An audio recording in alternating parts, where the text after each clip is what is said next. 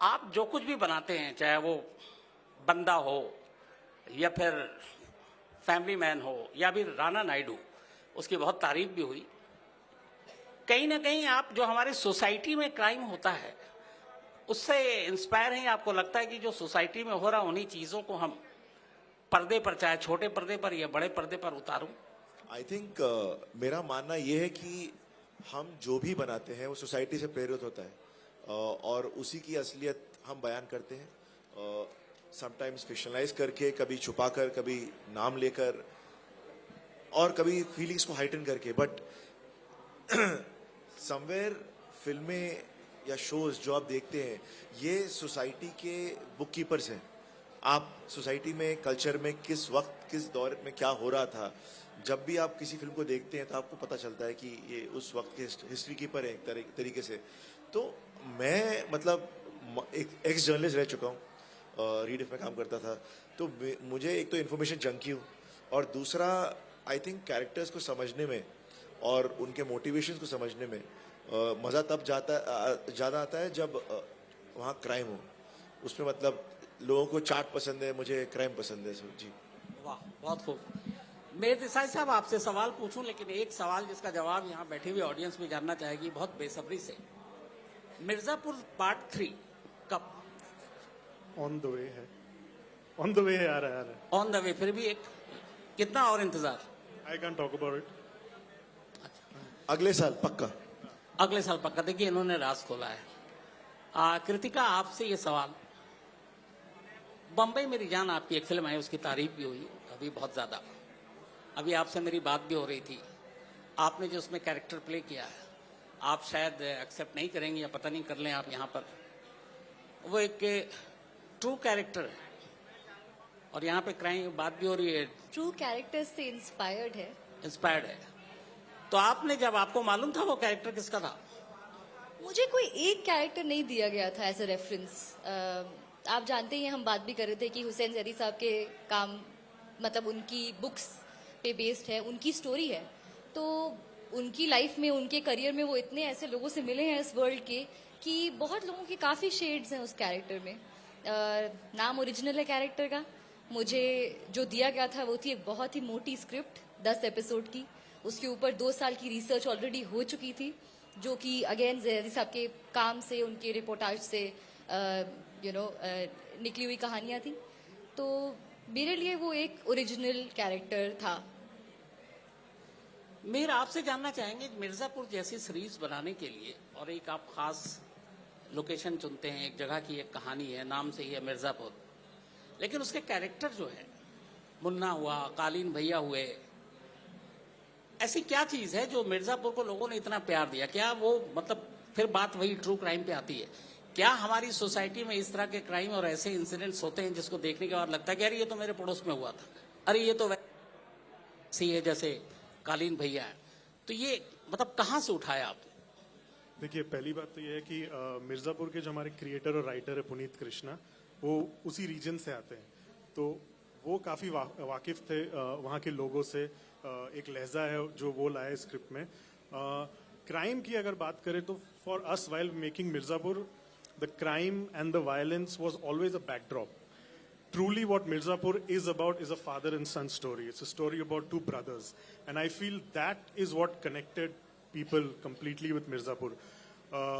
If the emotion did not land, I don't think it would work if it was just a show of violence. So beyond the crime, I do feel that the storytelling needs to have that power of emotions which will connect. And when you see Munna Bhaiya, there's a certain swag to him. So you might probably feel कि शायद मैं ऐसा हो सकता था.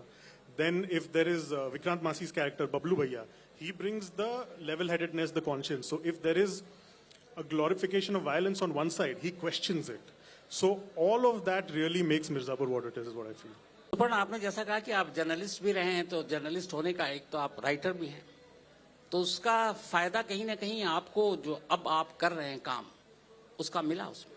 I think मैंने शुरुआत में ही अपने करियर के, जब मैंने रोहित शेट्टी की फिल्म जमीन लिखी थी, तो मेरी आखिरी जो मैंने स्टोरी की थी एज जर्नलिस्ट, उस IC-814 का जो हाईजैक हुआ था, जो प्लेन कंधार में गया था, उसको मैंने यूज करके हमने अपना प्लेन पाकिस्तान भेज दिया था और अजय देवगन और अभिषेक वापस लेकर आए थे। तो मैंने जो जर्नलिज्म में कहानियां की हैं और जो कुछ यूज कर पाया हूँ वो आज तक कर रहा हूँ। और आई थिंक अनफॉर्चुनेटली क्राइम एक ऐसी एक इलनेस ऐसी है, बीमारी जो कि खत्म नहीं होती है। एज अ राइटर वो मुझे हमेशा खाद देती है कुछ नया क्रिएट करने के लिए, but it is the nature of the beast. इनका राइटर हैं, कैरेक्टर क्रिएट करते हैं और फिर पर्दे पर आता है, आप उसको निभाती हैं। जब आपने बम्बई मेरी जान में जो कैरेक्टर आपने निभाया था, आपको पता है, आपने भी बताया कि हाँ वो किसका कैरेक्टर है। आप जब ये रोल मिला, आपने उनके बारे में जानने की कोशिश की कि ये आपा हैं कौन, किस तरह की इनकी लाइफ स्टाइल है, क्या हैं, कैसे हैं, क्योंकि आप भी एक महिला, वो भी एक महिला, लेकिन आप सब में इतना, मतलब आप दोनों में किस कैरेक्टर को जो प्ले किया और जो रियल, मैं नाम ही ले लेता हूँ हसीना पारकर, तो कितना फर्क है। नाम आप ले रहे हैं, मेरा नाम था, मुझे लगता है सारे बैठे हुए सब जानते हैं दाऊद इब्राहिम की बहन वही हसीना मेरा नाम पारकर। रहेगा अगले सीजन में। जो वर्ल्ड है, मैं मुंबई से नहीं हूँ, मैंने उसके बारे में सिर्फ सुना था, पढ़ा था। उस वर्ल्ड को जानने के लिए ऑफ कोर्स रिसर्च करनी पड़ी, बहुत बातें की डायरेक्टर और हमने, राइटर्स और हमने, जो हमारे डायलॉग राइटर्स हैं अब्बास दलाल, हुसैन दलाल, वो साउथ बॉम्बे में रहते हैं, वो बहुत अच्छे से जानते थे। अगेन लहजा, एक डायलेक्ट पकड़ना था वहाँ का, जो वो मिल्यू, वो स्ट्राटा, उसको समझने के लिए हमने कई लंबे लंबे डिस्कशंस किए और फिर बहुत कुछ उस स्क्रिप्ट से भी निकला। आपने सही कहा कि जो कैरेक्टर है वो एक लड़की है, मतलब मेरी ही एज की, इनफैक्ट यंगर देन मी, और कहने को वो किसी की बहन है, ऑफ कोर्स बेटी है और कॉलेज जाती है रेगुलर, बट उसकी जो मोरालिटी है वो इतनी डिफरेंट है मुझसे, और हम मतलब उस पूरी फैमिली में जो चीज़ें उन्हें ड्राइव करती हैं वो इतनी अलग है हम लोगों से। उनका आइडिया ऑफ जो सर्वाइवल है या बदले की जो भावना है, वो हम उस तरह से उन इंस्टिंक्ट्स पे एक्ट नहीं करते। तो एक अपनी इमेजिनेशन को यूज करके और चीजें पढ़कर, लोगों से बात करके एक ऐसा हेड स्पेस बनाना पड़ा जहाँ पे जो मैं कर रही हूँ, मैं उसे एज अ कैरेक्टर जो मैं कर रही हूँ, मैं उसे खुद जज ना करूँ। ऑफ कोर्स, क्योंकि एज कृतिका तो आप जब देखेंगे किसी को कुछ गलत काम करते हुए, आप खुद कर रहे होंगे, आपका किरदार करेगा तो आपको पता है कि वो गलत है। आप अपनी मोरालिटी नहीं चेंज कर सकते, बट जब आप एक किरदार निभा रहे होते हैं, आपको कुछ वक्त के लिए उसको भूलना होता है, उसको अंडरस्टैंड करना होता है कि ये ऐसा क्यों कर रहे हैं ये लोग, ताकि आप कन्विंसिंगली उसे पोर्ट्रे कर सकें। और जैसे कि मीर ने भी पहले कहा था कि वही है दो पहलू मोरालिटी के, आप दिखाते हैं किसी को कुछ बुरा करते हुए, फिर आप उसका कॉन्सिक्वेंस दिखाते हैं, या किसी और को दिखाते हैं उसे क्वेश्चन करते हुए कि ये क्या हुआ, इन्होंने ऐसे काम किए पर इनका फिर क्या हुआ जिंदगी में। And that's how you get to know. और ऑडियंस हमारी स्मार्ट है, वो फिर ये डिसाइड कर सकती हैं कि उन्हें क्या रास्ता चूज करना है। लास्ट लाइन जो आपने कही बहुत अच्छी है कि फिर क्या हुआ इसका, मैं उससे थोड़ा और पहले चला जाता हूँ कि जब इस तरह के कैरेक्टर को बुना जाता है, जैसे मिर्जापुर का पहले मैं शुरुआत करता हूँ, जो कालीन भैया और मुन्ना बबलू जितने भी इस तरह के लोग हैं, कहीं ना कहीं थोड़ा सा, मुझे पता नहीं जाने अनजाने या फिर डिमांड होती है, वो ग्लोरीफाई भी होते हैं, तो उसका असर बाकी के जो क्रिमिनल हैं, जो नौजवान लोग हैं, उन्हें लगता है कि यार इसने तो बड़ा नाम है, इससे तो पुलिस भी डरती है, पूरा इलाका डरता है, नेता डरते हैं, चलो इसी काम पे लग जाए। तो ऐसा आप लोग भी सोचते हैं कि हाँ, ऐसी चीजें दिखाने से कुछ सोसाइटी पे इसका असर पड़ता है? मैं पहले जवाब देना चाहूंगा।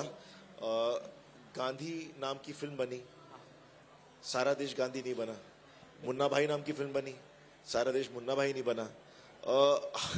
आई डोंट थिंक फिल्में सोसाइटी में चेंज लाती है, वो सोसाइटी को रिफ्लेक्ट करती हैं।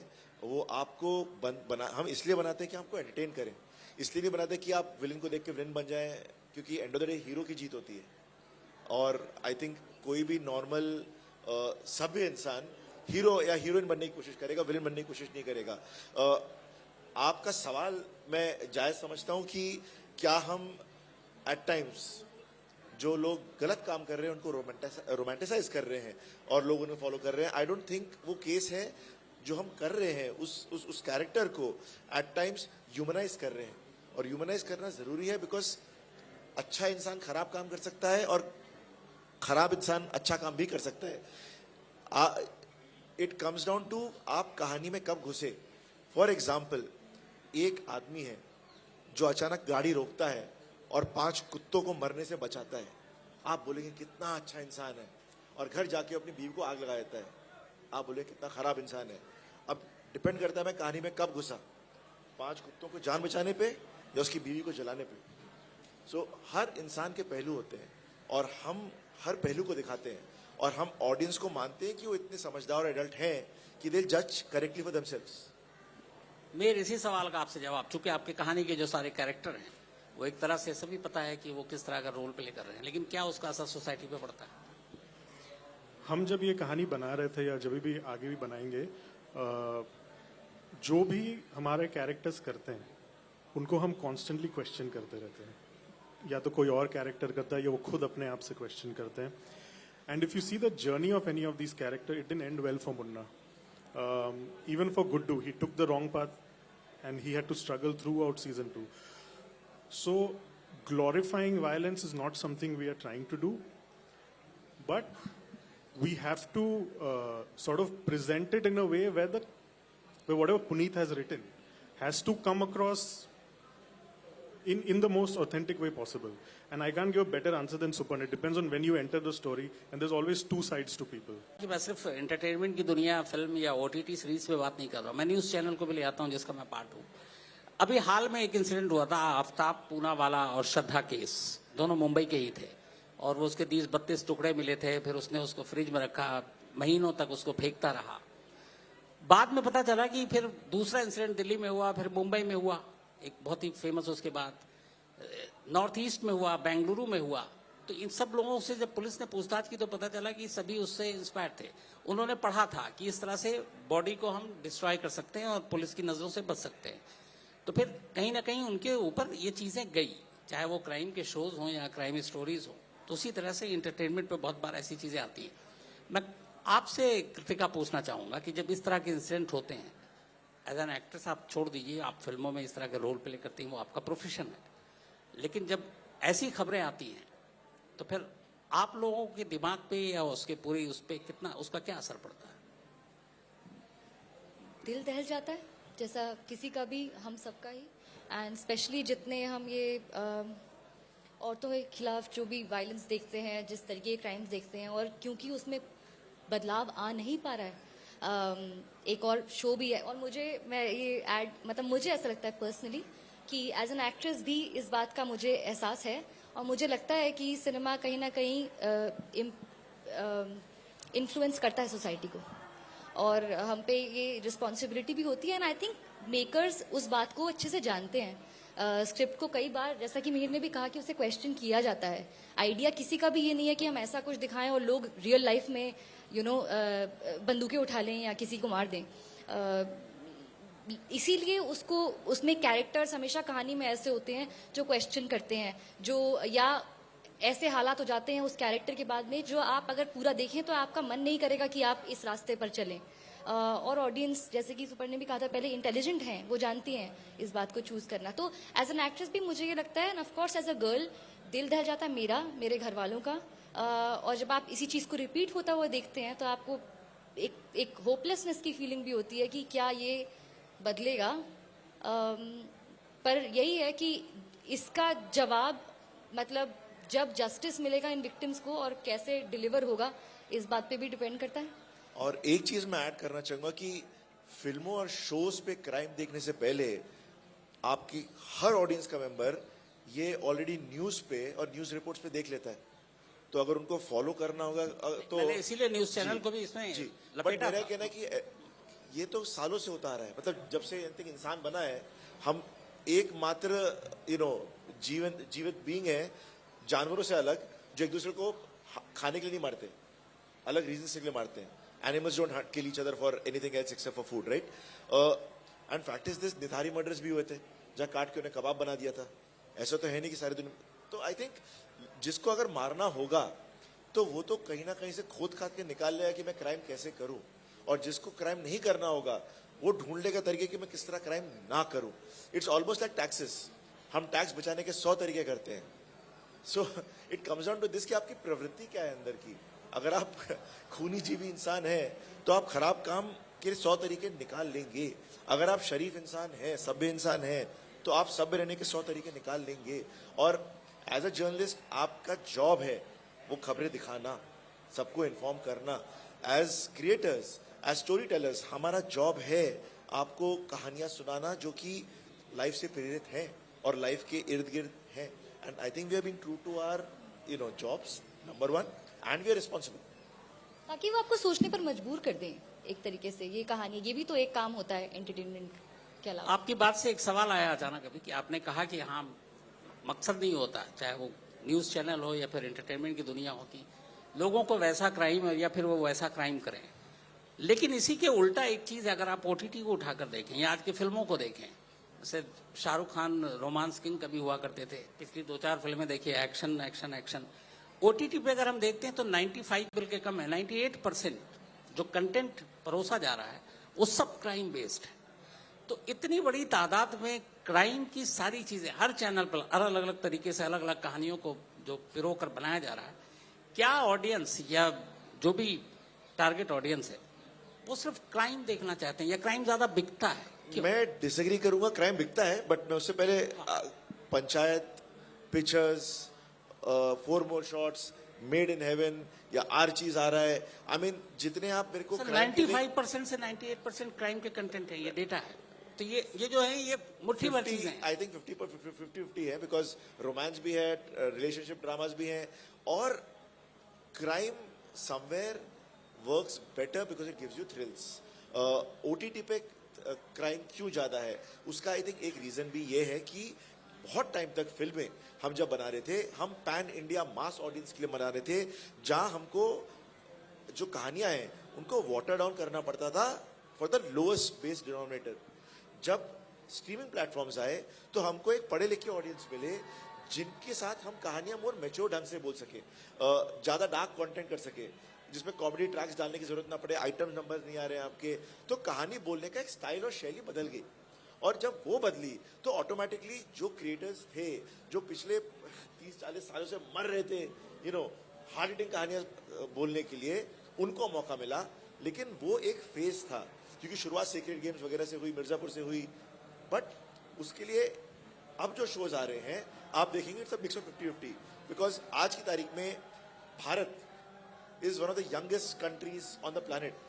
हमारा जो जेनजी टारगेट ऑडियंस है in terms of age group is the highest in the world, right? So now we are making more content catered to them as well, जहाँ क्राइम ही नहीं, रिलेशनशिप ड्रामाज आ रहे हैं, comedies आ रही हैं, and क्योंकि हम ecosystem में हैं, मैं बता सकता हूँ आपके कि वो सब बन रहा है और आ भी रहा है।